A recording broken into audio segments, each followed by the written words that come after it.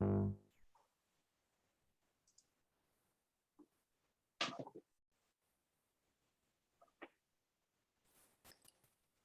everyone. You can actually, if you want, open your camera and your microphone if you want to have a small chat with us before we actually start the webinar. We'd be glad to see you, actually. Okay. So some people are starting. Yeah, we are a bit curious. We all are. Hi, everyone. Hi. Hello. Everyone. Hello. Hi. Hello. Hey. Hello. Hi. Yeah, and more Hello, participants are everyone. joining. Good. Yeah, hello. Yeah, nice to meet you.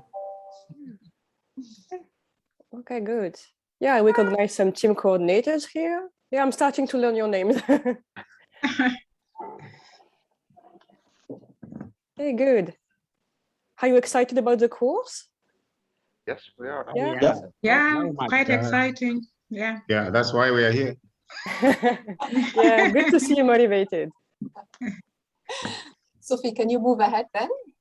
Yeah, sure. Okay, so dear participants, welcome to our first webinar. Before leaving the floor to Michaela and Oliver, who is our guest today, let me remind you of some basic rules. Now that the webinar is starting, please turn off your camera and your microphone. To do so, just click on the button in the bottom left corner of your screen. You will then be invited to enable your camera and microphone later in the webinar. Also, if some of your colleagues cannot attend the webinar, do not worry because it will be recorded and posted on the platform in a few days. Michaela, I think you can start now. Okay, thank you very much, Sophie. So a warm welcome to all our participants, Oliver Vettori, our speaker and colleagues from NORAD, to our webinar on quality culture. So let me say some words about our topic today. So quality culture is a very topical theme, which is widely discussed among IQA practitioners. It can strengthen IQA and make it more sustainable. It can ensure that everyone in a higher education institutions feels involved and responsible for the quality of services delivered by the institution. But how can we achieve such a shared concern with quality in our institutions? And how can we actually go beyond normative ideals and move to more practical actions? So our speaker today, Oliver Vettori, will address these questions and he will also go beyond this. Let me present Oliver. He is Dean for Accreditation and Quality Management, as well as the Director of Department for Program Management and Teaching and Learning Support at Vienna University of Economics and Business. As such, he holds responsibility for the university's international accreditations. He has been working as an expert in the area of quality assurance and higher education development for more than a decade and in more than 50 different countries for various international agencies and institutions. As a researcher, Oliver has authored dozens of publications in the area of organization theory and organization culture, quality assurance, teaching and learning, and curriculum development. So this webinar will last for 1 hour. Oliver will make a 30 minutes presentation, and after that, you will be able to ask questions to him on quality culture. And you can do this in 2 modes. Either you ask questions directly via our Zoom platform, or you can put also questions in the chat mode of our Zoom platform.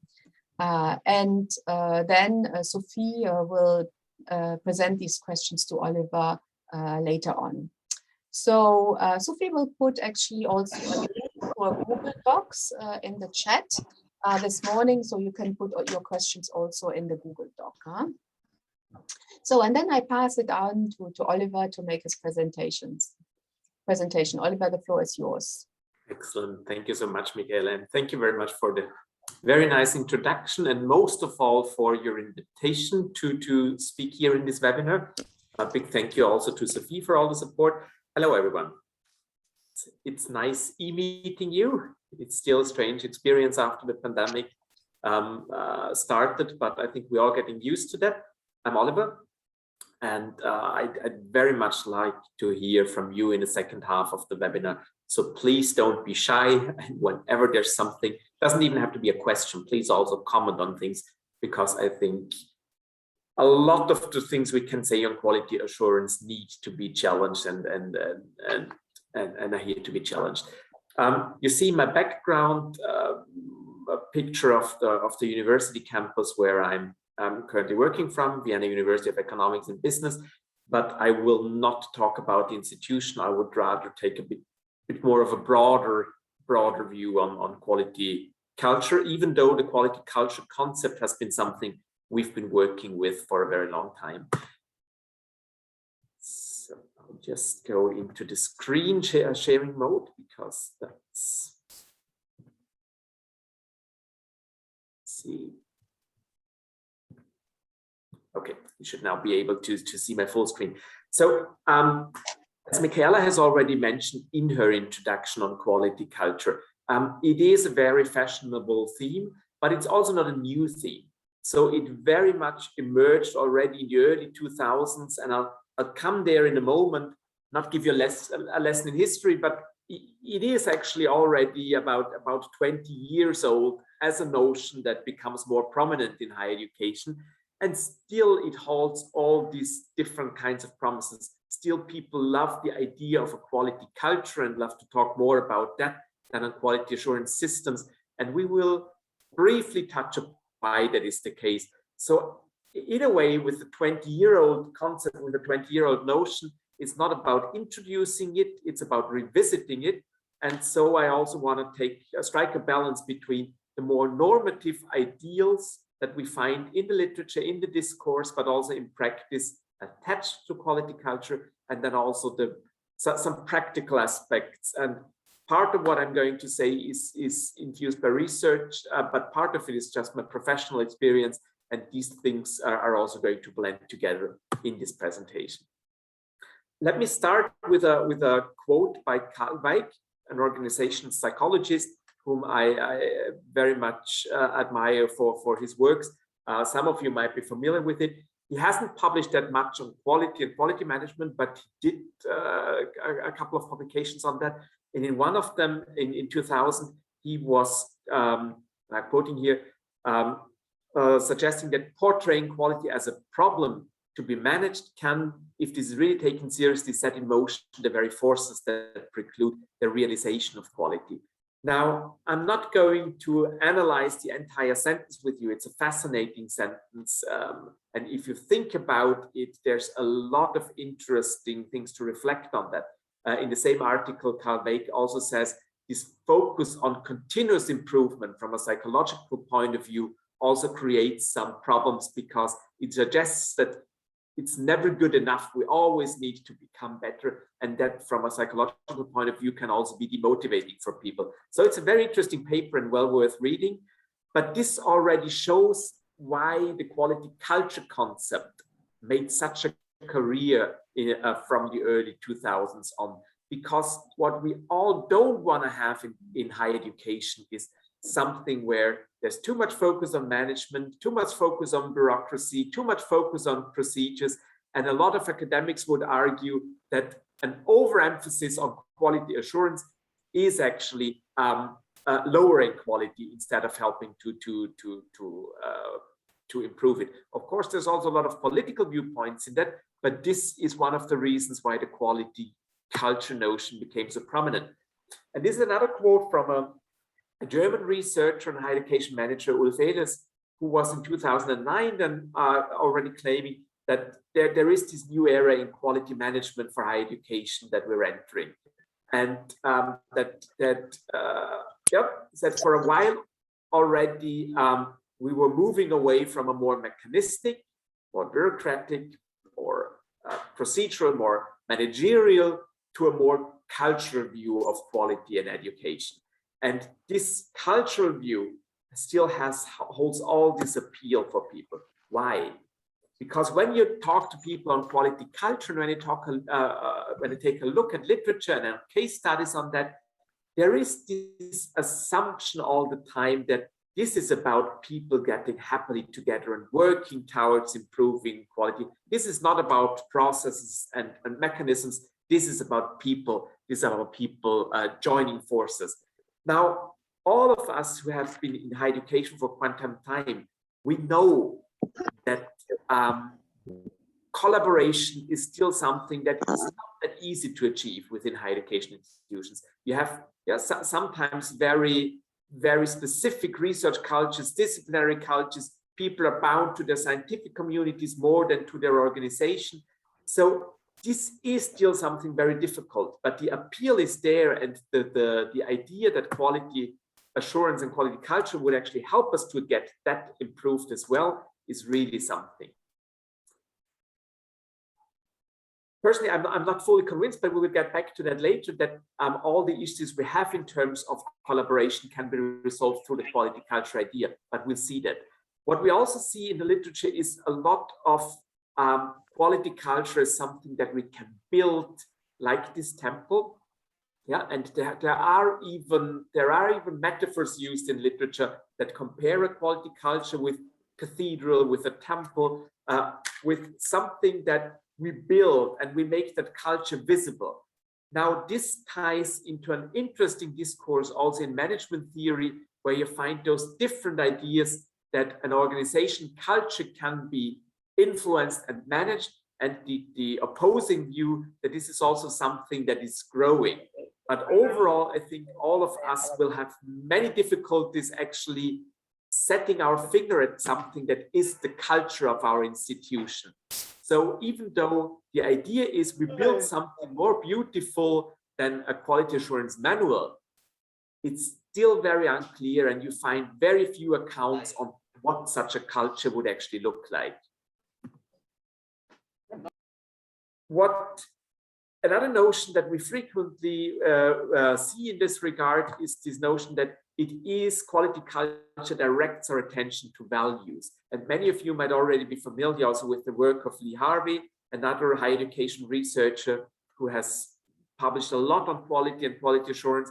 And he was stating that quality culture is can very much be seen as a set of group values that guide how improvements are made for everyday working practices and consequent outputs. So this is another appeal, because we all love to talk about values. We all believe that values are guiding our work. So focusing on values instead of procedures is again very attractive. And again, there is a but, because as we know from values research, as we know from the models there, most of the values that are driving us, that we are, I hear a bit of an echo, so maybe there's someone who could also shut off the microphone. The values that are driving us, the values that we are oriented at, many of them are hidden. And they're not just hidden for the other people, they're very often also hidden to ourselves. No one is very easily able to actually describe all the values that are guiding our actions. So focusing on values is nice, but they're not necessarily all shared. And then very often we would just talk on values that, like the temple, is the most superficial level that we can actually talk about. But again, it's difficult to grasp. So from a practical point of view, this shift towards values, this shift towards collaboration, communication is putting an interesting focus, but it's not really helping us to make the concept more tangible. There is another notion that apparently would help with that, but we will see in a moment that this is creating some further difficulties, and that's linked to this idea of collaboration and communication. So Crosby, another researcher who's arguably introduced the quality culture concept into the discourse, was talking about a culture of quality as something that where everybody in the organization, not just the quality controllers or the quality managers, is responsible for quality.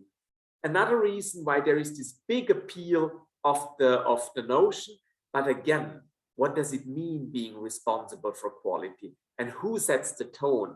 And again, from a practical point of view, this is very difficult. Yeah, quality higher education doesn't work like a marching band, where there is someone directing people, and then they're all masters of their own instruments, and they're they're playing in sync, in perfect harmony, and creating this music together. There's a bit more of differences and of opposing views and potentially even conflict and of very, very different solutions for the same problem. So again, this shared responsibility is a very nice idea, but what does it mean? Also from a legal point of view, who is responsible for what? So after all the time I've been working with the quality assurance, within quality assurance and with the quality culture notion, I felt that these different ideas that you find in literature that makes the concept so appealing are not helping me, are not helping us to actually put it more down into practice. So I was asking myself the question, is there an alternative to all these ideas of depicting quality culture as a very normative ideals, but with obvious practical pitfalls? And there's two issues, two ideas that I find that are appealing to me and where the quality culture concept has a lot of potential for quality assurance and for quality development.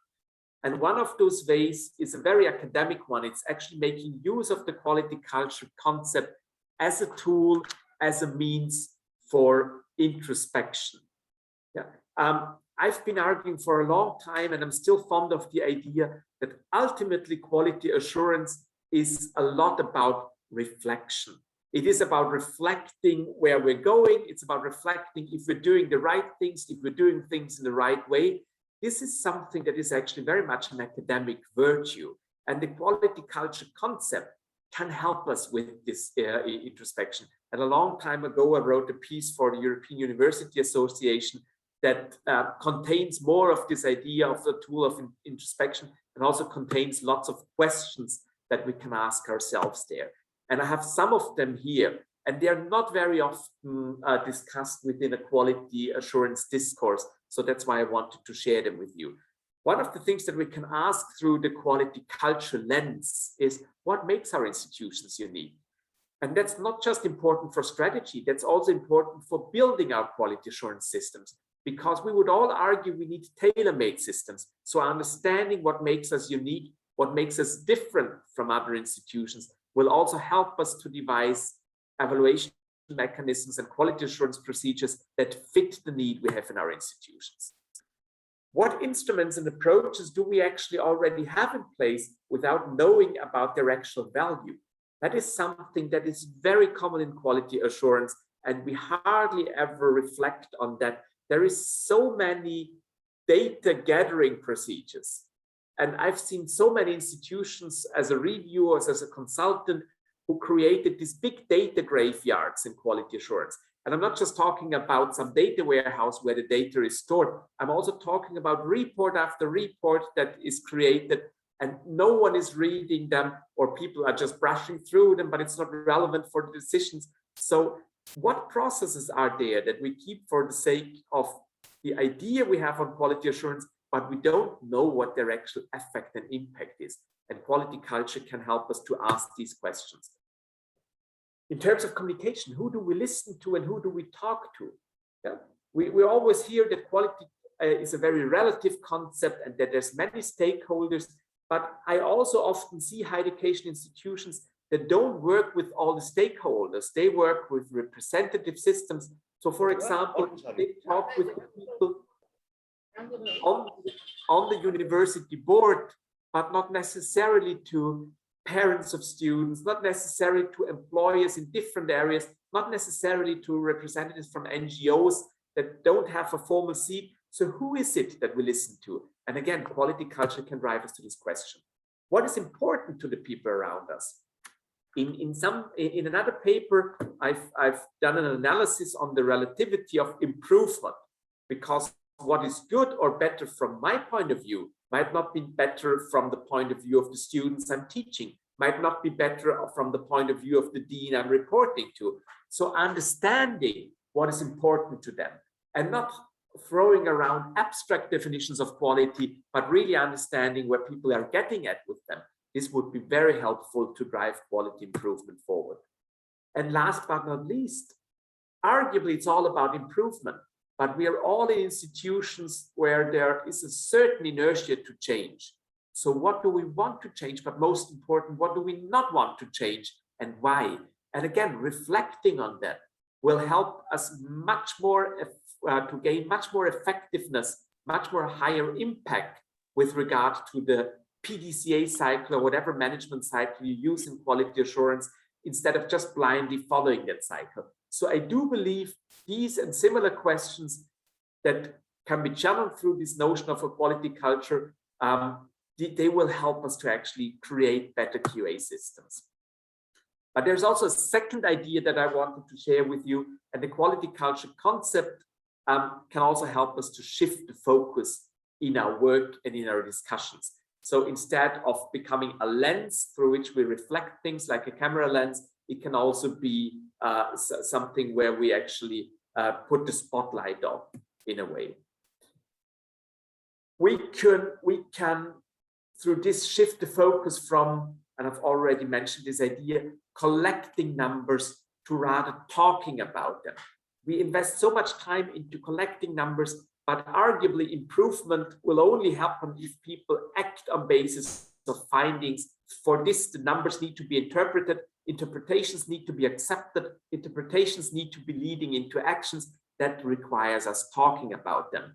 And the quality culture idea, with its big focus on collaboration and communication, can help us with that. Instead of surveying stakeholders, and every survey is always keeping stakeholders at arm's length. Yeah, you use surveys if you don't want to get into a direct interaction with people. We could ask them more about their views.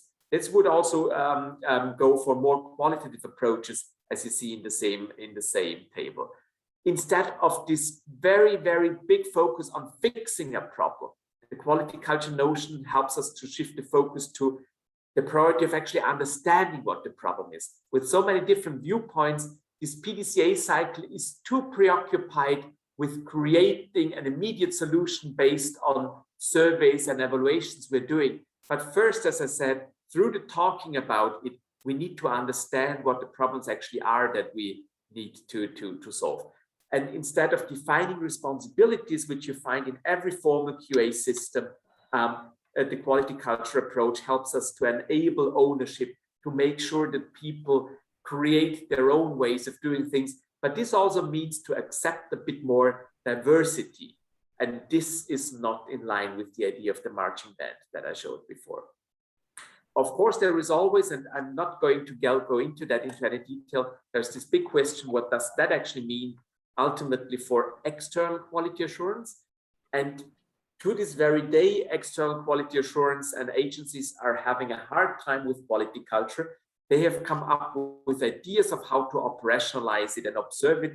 I've been a member of review panels myself that were working with the notion of a quality culture, but it's very difficult because external quality assurance does not really know what to look for. So they look for arguably forums where people meet, they look for communication in the organization, but usually external quality assurance makes high demands on quality culture, but has very, very big problems of actually observing a culture and understanding what it would look like.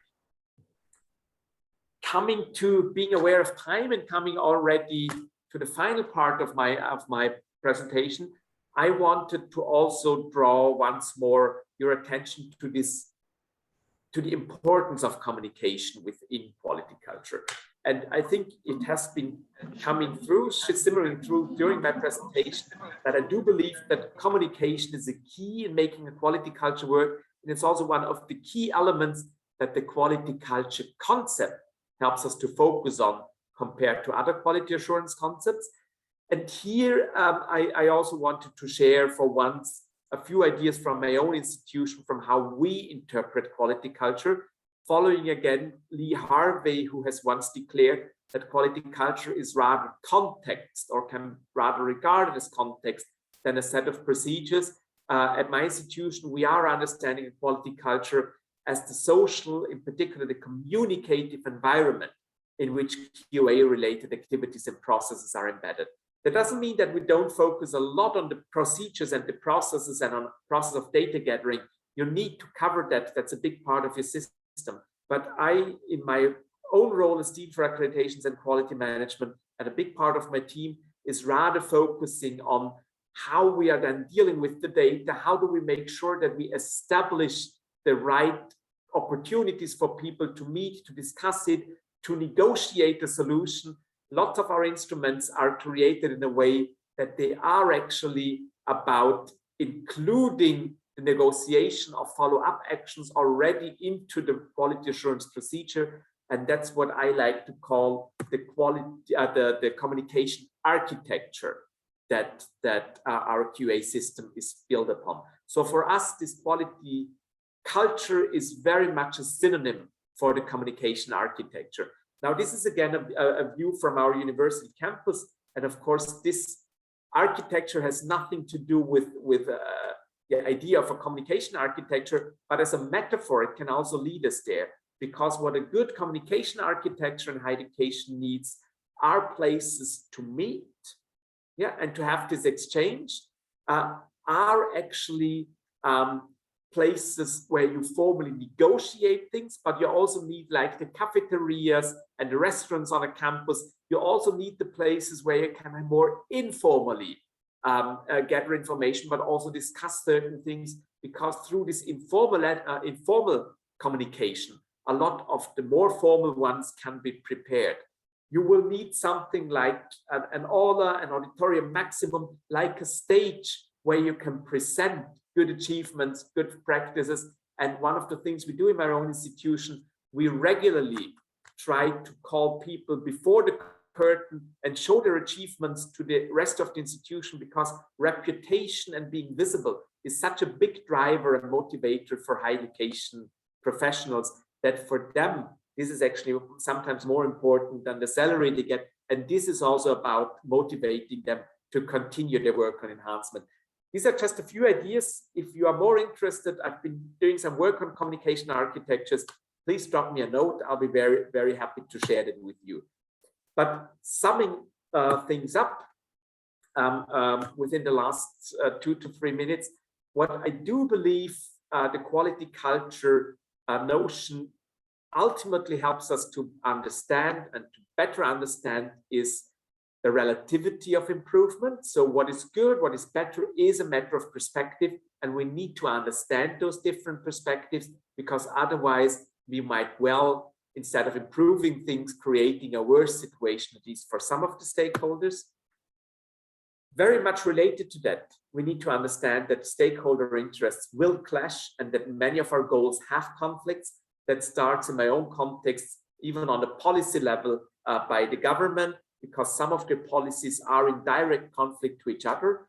Now, this doesn't mean that we can't follow them, but this means we need to mitigate the problems and the conflicts. We need to understand, we need to set priorities. And this is also something that is usually not channeled through quality assurance, but we actually need to make those clashes visible. And from my point of view, quality assurance and quality management is also about mediating and negotiating these resulting conflicts. We can better understand through it that people will need to be repeatedly won over for a cause. This is something that I've been for a long time struggling with, this idea that once you have convinced people that it's a good thing, they will stay on board forever. When it comes to quality assurance, you need to constantly convince people again that what they're doing there is meaningful and is helping, because you have fluctuation in higher education institutions, but you also have changes in the situation of people, you have changes in their roles, and that means even though they did it once, they might not be as happy with things 2 years later. So it's not a once to achieve thing, it's something that needs to be repeatedly done. We need to be aware that there are very strong disciplinary and traditional cultures already in place. I think that is all too often overlooked, because a lot of the literature on quality culture is influenced by organization science and management science, and they for obvious reasons like to depict an organization as a rather homogeneous entity. But higher education institutions as expert organizations are living in this constant tension between the different expert communities and scientific communities that nurture their disciplines that organize the disciplines, and sometimes there might be a stronger allegiance to the scientific community from which you stem from, rather than to the higher education institution that pays you. And that's a very important factor to understand, because even in research, the quality cultures among different disciplines are very different. But when it comes to teaching and learning, the differences I would argue outweigh the similarities. And last but not least, that there are value and belief systems already underlying all operations of what we're doing, and that we need to be aware of them. We can't just declare new values and new beliefs. We need to first understand what is already there and how to build on that. So what I don't believe, and this is actually my last thought to share with you before we move into your comments and questions, I don't believe that the quality culture is a goal in itself, can be understood as a goal in itself. So I'm always very skeptical when I read in a policy document, we want to strive for a quality culture, we want to build a quality culture. You can't build that, you can't make that a goal. There are already cultures in place, and there are as many different quality cultures as there are institutions. And they already inform and shape actions, even though we're not always aware of them. And that means we should be a bit more aware of them. But they are not the pinnacle of improvement. Yeah. So what is good and better changes all the time. And so ultimately our own cultures, our culture of reflexivity needs us to be keeping ourselves flexible enough to dealing with these changes. And with this, I rest my case for now, and I'm very happy to read about your thoughts and comments and to hear from you.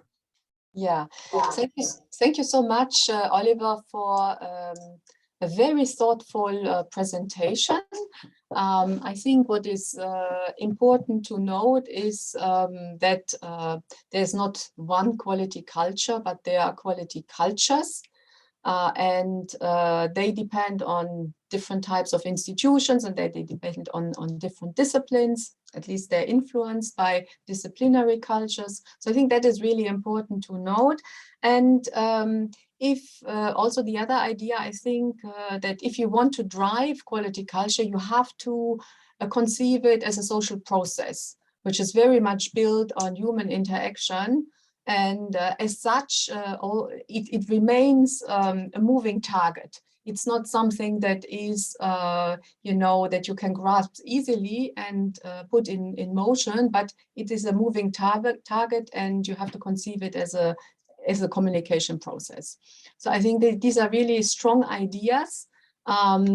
They are not easy ideas to put into implementation, but I think they are thought-provoking as such. So thank you very much, Oliver, for this very clear presentation as well. Huh? So I open the floor to questions to Oliver. Perhaps we can take 3 in a row, and then we can move to our chat mode. Let us see whether we have questions, or whether colleagues are still reflecting. I can see that Erasto Mbugi asked a question. Erasto, would you like to take the floor?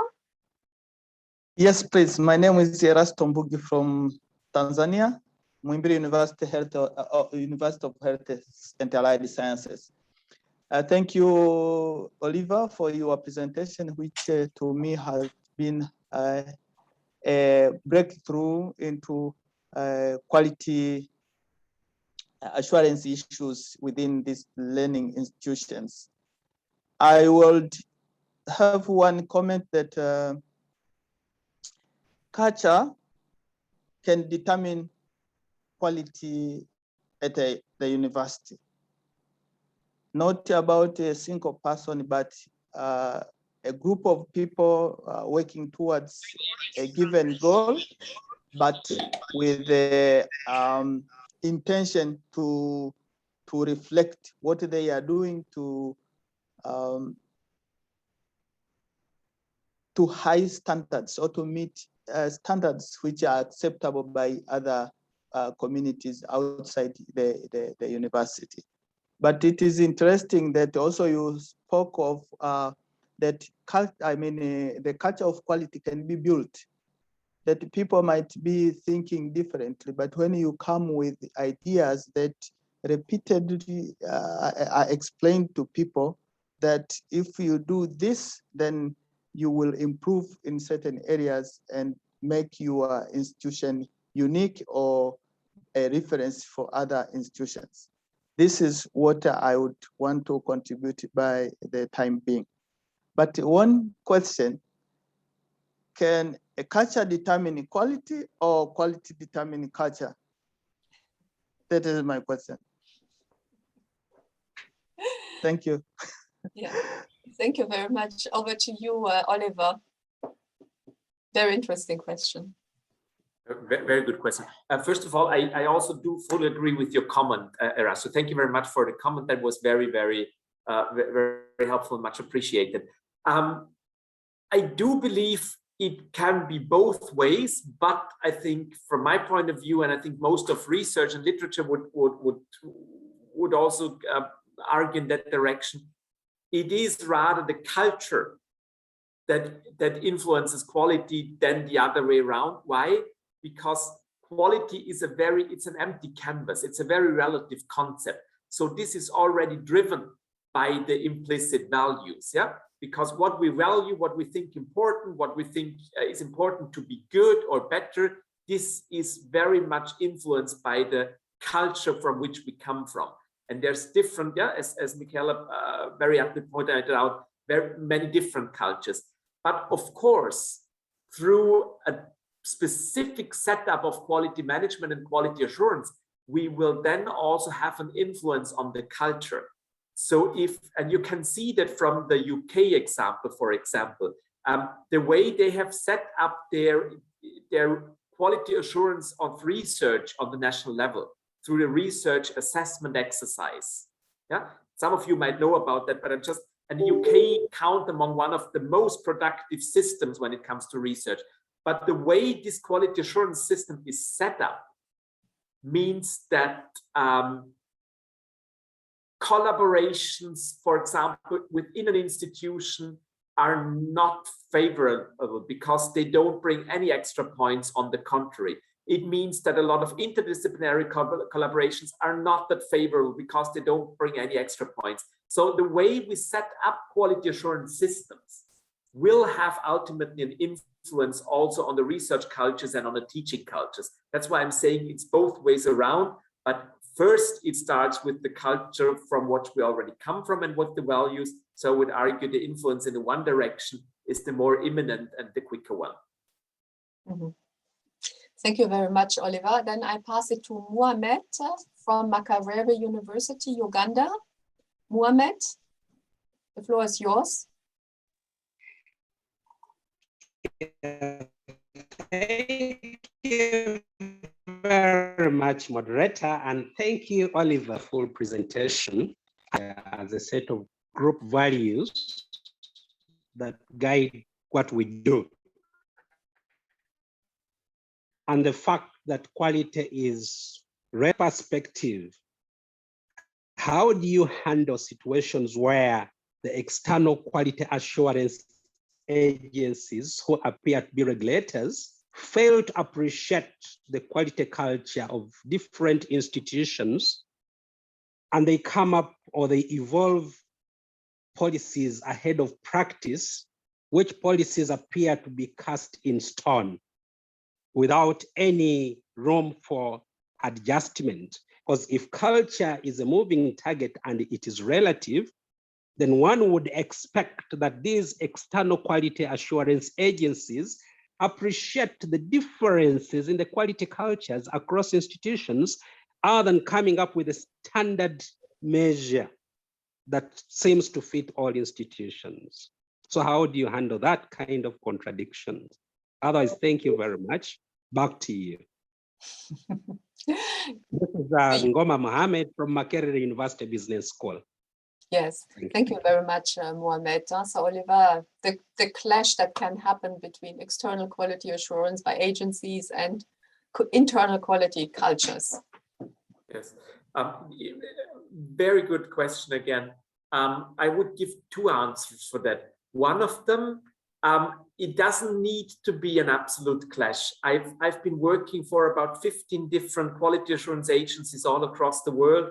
And some of them have also, this is also about the culture of the QA agency, but in a way also about the national culture and how they're dealing and treating higher education. Yeah, so if it's a very, very control-oriented paradigm in politics, then this also will have an influence on external quality assurance. So I've seen examples where external quality assurance was really doing some damage in terms of a very clear template and not respecting different cultures. And I've seen the other way around. I've seen agencies that work with this diversity notion, that try to work with reviewers who appreciate differences and say, as long as you basically achieve the same goals, yeah, the goal will always be about having a system that fits your institution. How you do that and how you just have to prove that it's effective. So this is very much about the methodology of the external agencies. Yeah, and I've been for a long time also arguing with them because I'm also a reviewer of agencies, so not just for agencies, but of agencies. And every year I get invited for a review panel to review an agency within Europe. And I've been arguing for a long time, if they focus more on outcome and let the institutions make the cases on how they do things, so rather try to understand how they're doing things instead of prescribing how they should do it, then that would help a lot in that regard. That would be the one answer. But the second answer is, I think, and I've also been arguing that for more than 15 years now, there is an inherent tension between IQA and EQA because they're not serving the same goals. Internal quality assurance is always, or should always be about, on the one hand, yeah, you need a minimum of accountability, but it is about your own organization and how you keep it up in shape and how you keep it running and working. But external quality assurance will ultimately be more about a political logic. So how do you make sure that all the institutions have the same kind of standards? How do you make sure that the students get what they're paying for, however the system is built? This is, although both talk about quality and quality improvement, this is two different logics, and we need to be aware of the logics. Both of them are legitimate. Yeah, so I think both of them are needed, but I'm always warning people if they try to completely reconcile the logics and say, I build an IQA system that fits perfectly with the EQA system or the other way around. I don't think that will happen. Mm-hmm. Yeah, I think, Oliver, that may depend also very much or be related to the level of autonomy that you have in the system and how much institutional profiling is actually allowed in the university sector. So there can be different contexts as well. Huh? I pass it to Sonia to take the floor, and then we will hear from the questions on the chat. Sonia, please. Good morning to everybody, and I'm sorry to be late. I was busy with other issues here at the university, but and thank you, Oliver, for such a nice presentation from what I heard, talking about quality assurance, or internal quality assurance, I think going back a bit on what Mohammed said, I was wondering how can we match, both? I think part of the answer you already gave, but my eternal question is, okay, within our quality assessment, we have the internal evaluation, and then we go towards the external evaluation, no? But mostly what I find out is that we try to accomplish basically a list of what has been put before us, and don't look at the surrounding environment. And we tend to just obey orders. Like now,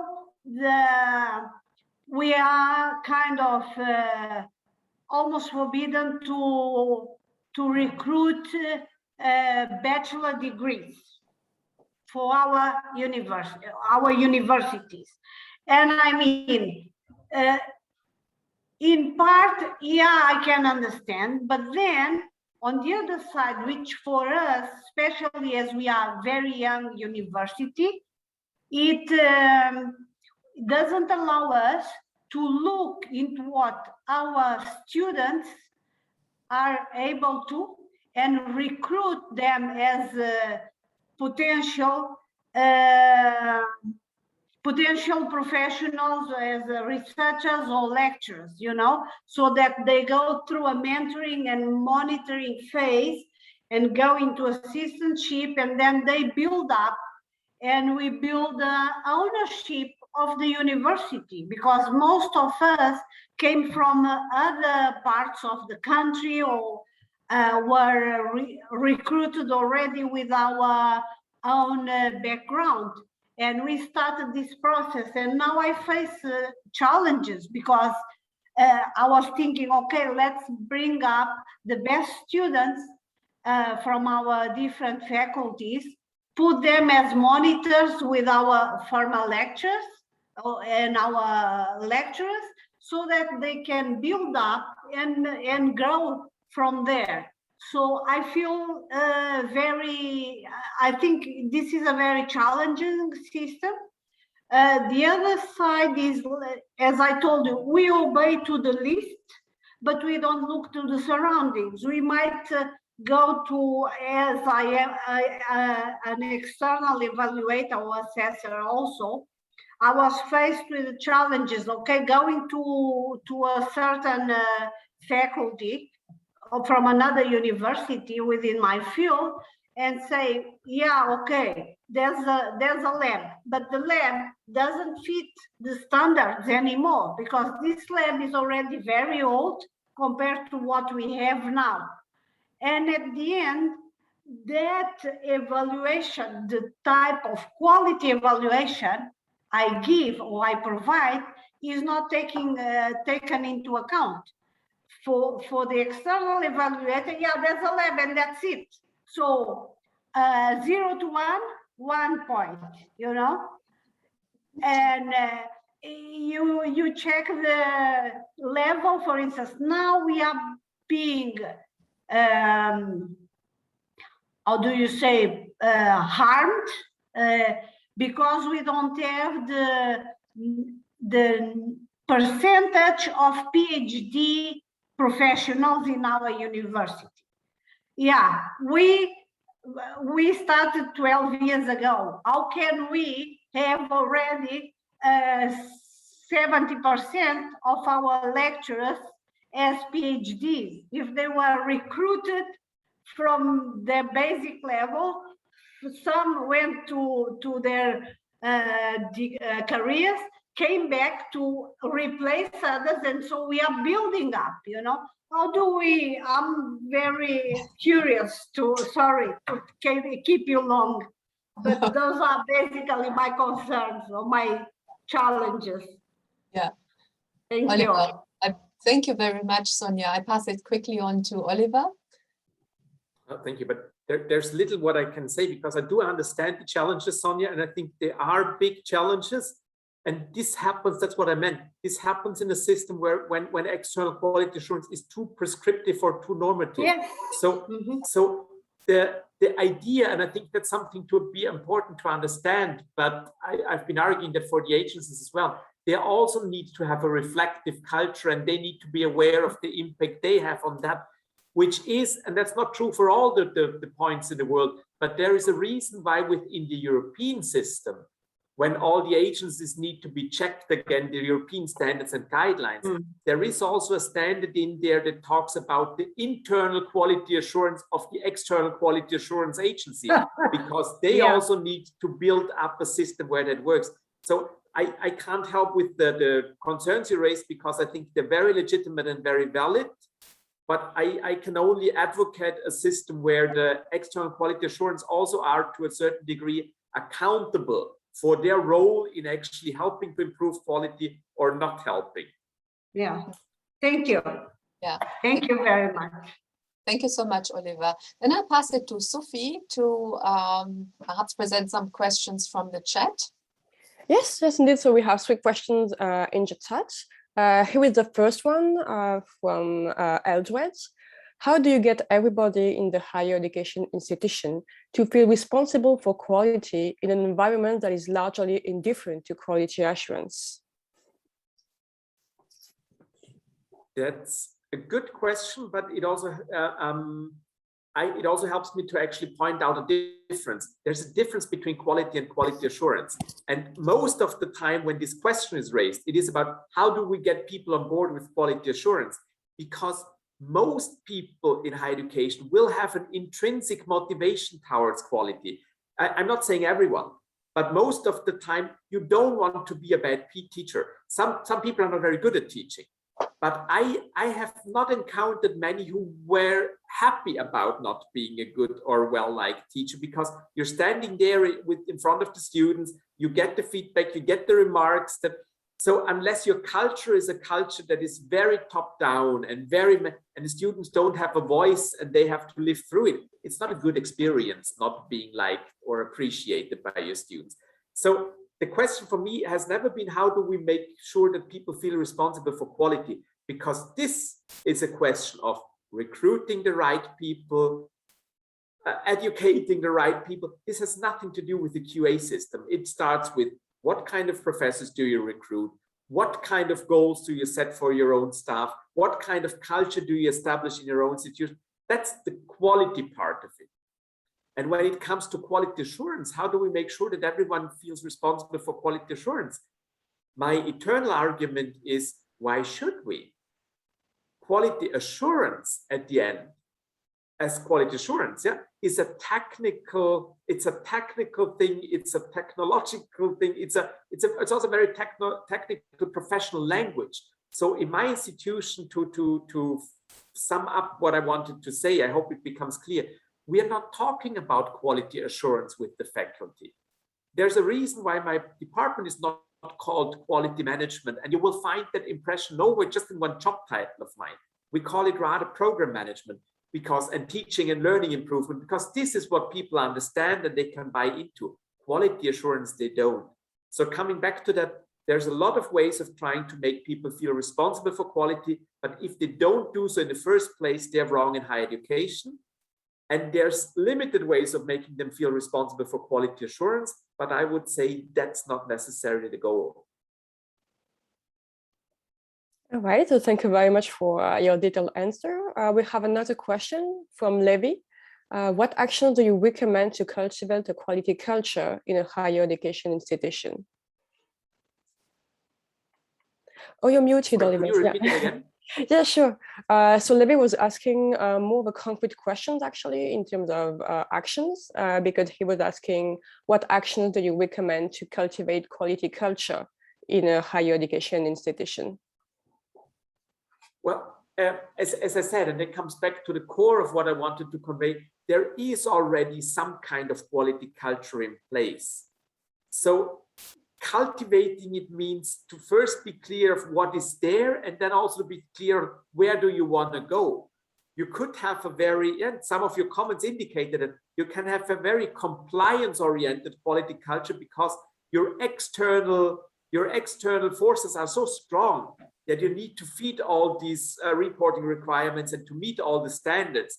And if you meet them, then you already have an effective quality culture. Yeah, in such a context, there is not that much room for actually breathing in a different direction. But it also might mean that there is still a lot of room to go because you have a lot of autonomy, but you don't really know where to go with it. That requires a different kind of culture. So coming back to the basic message of my presentation, first think about who you are, what makes you unique, what is already in place, what is in place that works, what is in place that doesn't work, and try to communicate and negotiate where do you want to go. And any culture that helps you move there, or actually agreeing on where you want to go already, is already a very healthy sign of a quality culture in place. All right. I'm not sure what you want to do, Michaela, because I saw that we also have two new waving hands. Yeah. I'm conscious of times, so yeah. Thank you very much. Yeah, then I suggest we move on to Robert Shanunka. Robert, can you ask your question? Or make your point? Thank you very much, Martin. First of all, I would like to thank Oliver for the thought-provoking presentation about quality culture. Very informative, and my take is on quality culture as shared values, beliefs, expectations, commitment that make our institutions unique. You also touched on the significance of collaboration, and stakeholders are important in this area for the operations of our institutions. And my question is a kind of hearing from you, from your experiences. How best can one institution of education benefit the most from stakeholders who have different quality cultures? It's Oliver. Yeah, good question. I'm not sure about the different quality cultures, but I think there is always a misconception about there is stakeholders and there's stakeholder involvement. You will have stakeholders mean they have an actual stake in your institution and what you're doing, or you have a stake in what they are doing and you need them. So there's two directions there. So I think I've been arguing for a long time, we need a bit more of a differentiated stakeholder management and relationship management with stakeholders, because potential students as a stakeholder group, you address very differently, and their quality views you also address very differently than, for example, the employer's views. So being clear about who your most important constituency stakeholders are, what their stakes are, what their interests are, and what they need from you. Being clear on that is a basic first step. And then you move from there and make sure that you establish a system that keeps a dialogue and a working relationship with each of those most important groups. But you don't do that through one and the same instrument because they have those different needs. Yeah, so this would be the bigger answer. And in some cases, as we do, for example, for our own program evaluations, there we bring the different stakeholders together because it's also part of our understanding that sometimes the goal conflicts they have, they need to understand about them, and they need to be part of the negotiation of those conflicts of interest. So in some cases, we bring them together, but all over, we would rather see them as very different groups with very different viewpoints and interests, and so we serve them differently. Mm-hmm. Thank you very much. I think we have a last question because we are coming to the end actually of our webinar. Oliver has to leave by 11 Paris time and Vienna time. So I pass it to Idi to ask his question. If you can do this in a rather condensed manner. Idi, you have the floor. Okay.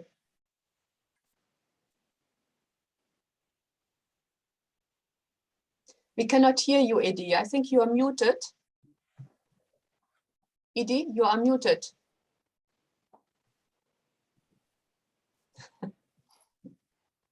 Okay, I think, can you try again?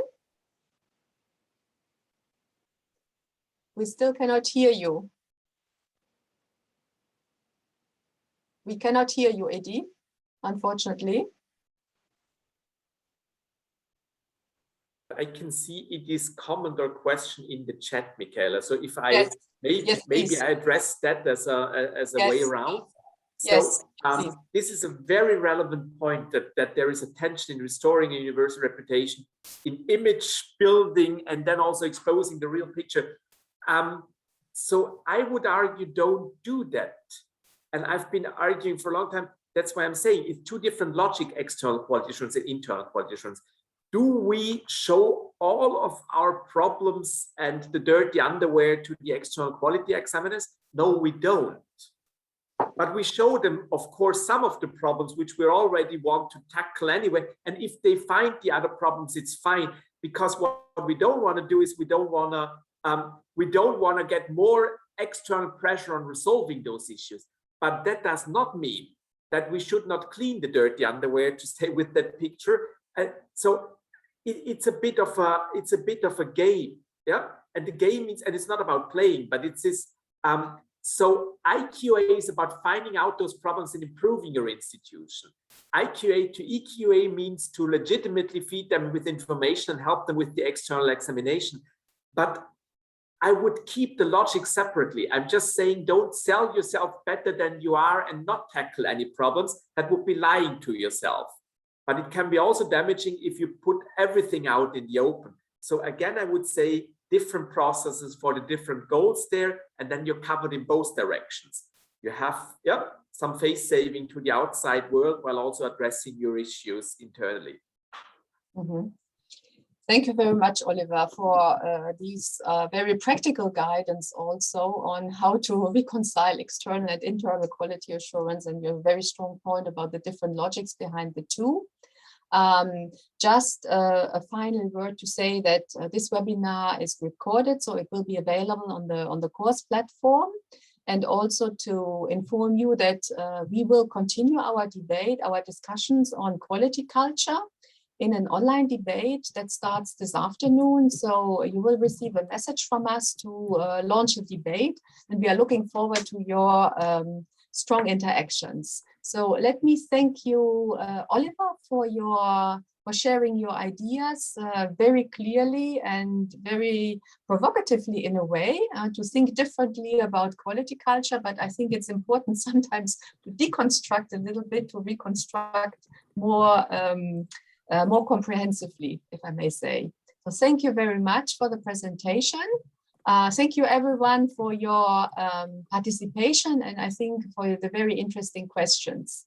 And let me also let you know that if you have any more questions to Oliver, Oliver has assured us that he is willing to respond to them, to these questions. So please forward these questions to us via the Moodle platform, and we will forward them to Oliver also and request his inputs. So thank you very much. And so it remains to me to wish everyone a good end of the morning and a good afternoon as well. So looking forward to being you. in contact with you. Yeah, bye-bye. Bye-bye. Thank you. Bye. Okay, bye. Thank you very much. Bye. Bye. Bye. Bye-bye. Thank you. Thank you. Bye. Bye. Bye.